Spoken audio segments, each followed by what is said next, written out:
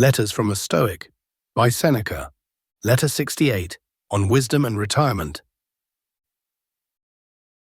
I fall in with your plan. Retire and conceal yourself in repose. But at the same time, conceal your retirement also. In doing this, you may be sure that you will be following the example of the Stoics, if not their precept. But you will be acting according to their precept also. You will thus satisfy both yourself and any Stoic you please. We Stoics do not urge men to take up public life in every case, or at all times, or without any qualification.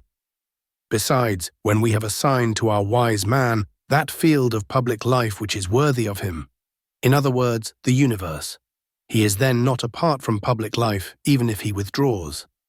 Nay, perhaps he has abandoned only one little corner thereof and has passed over into greater and wider regions. And when he has been set in the heavens, he understands how lowly was the place in which he sat when he mounted the curule chair or the judgment seat.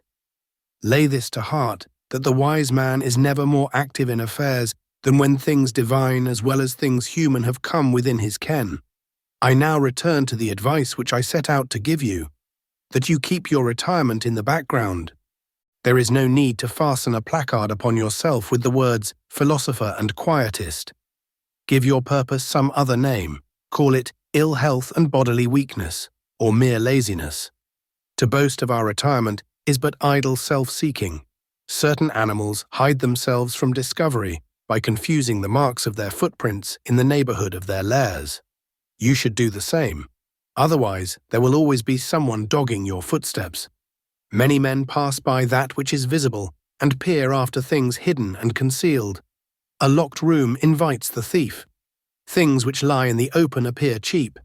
The housebreaker passes by that which is exposed to view. This is the way of the world, and the way of all ignorant men. They crave to burst in upon hidden things. It is therefore best not to vaunt one's retirement. It is, however, a sort of vaunting to make too much of one's concealment and of one's withdrawal from the sight of men. So-and-so has gone into his retreat at Tarentum. That other man has shut himself up at Naples. This third person for many years has not crossed the threshold of his own house. To advertise one's retirement is to collect a crowd. When you withdraw from the world, your business is to talk with yourself, not to have men talk about you. But what shall you talk about? Do just what people are fond of doing when they talk about their neighbors. Speak ill of yourself when by yourself. Then you will become accustomed both to speak and to hear the truth. Above all, however, ponder that which you come to feel is your greatest weakness. Each man knows best the defects of his own body, and so one relieves his stomach by vomiting, another props it up by frequent eating, another drains and purges his body by periodic fasting. Those whose feet are visited by pain abstain either from wine or from the bath. In general, men who are careless in other respects go out of their way to relieve the disease which frequently afflicts them.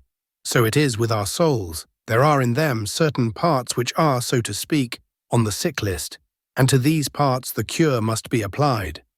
What, then, am I myself doing with my leisure? I am trying to cure my own sores.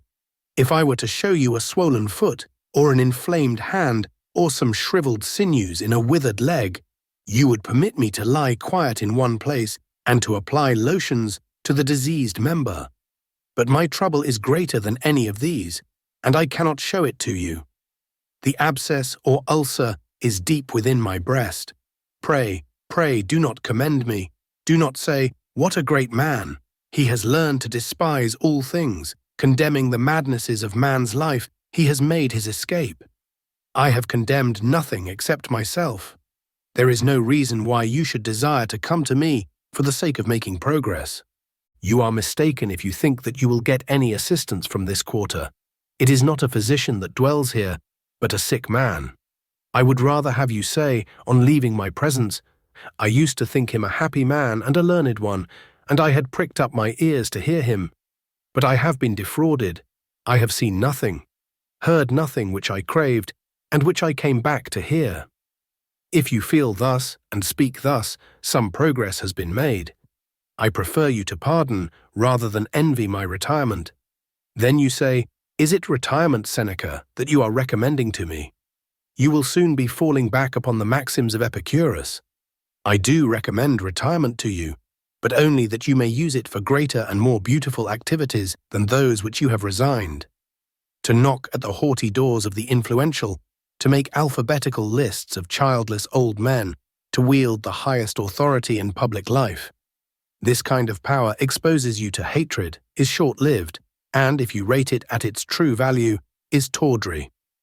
One man shall be far ahead of me as regards his influence in public life, another in salary as an army officer, and in the position which results from this, another in the throng of his clients. But it is worthwhile to be outdone by all these men, provided that I myself can outdo fortune. And I am no match for her in the throng. She has the greater backing. Would that in earlier days you had been minded to follow this purpose. Would that we were not discussing the happy life in plain view of death. But even now, let us have no delay. For now we can take the word of experience, which tells us that there are many superfluous and hostile things. For this we should long since have taken the word of reason. Let us do what men are wont to do when they are late in setting forth, and wish to make up for lost time by increasing their speed. Let us ply the spur.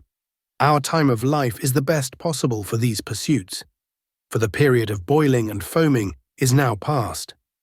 The faults that were uncontrolled in the first fierce heat of youth are now weakened, and but little further effort is needed to extinguish them. And when, you ask, will that profit you which you do not learn until your departure, and how will it profit you? Precisely in this way, that I shall depart a better man.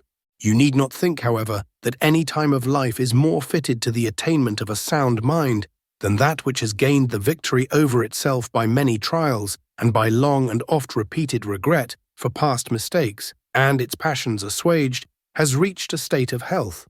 This is indeed the time to have acquired this good. He who has attained wisdom in his old age has attained it by his years. Farewell.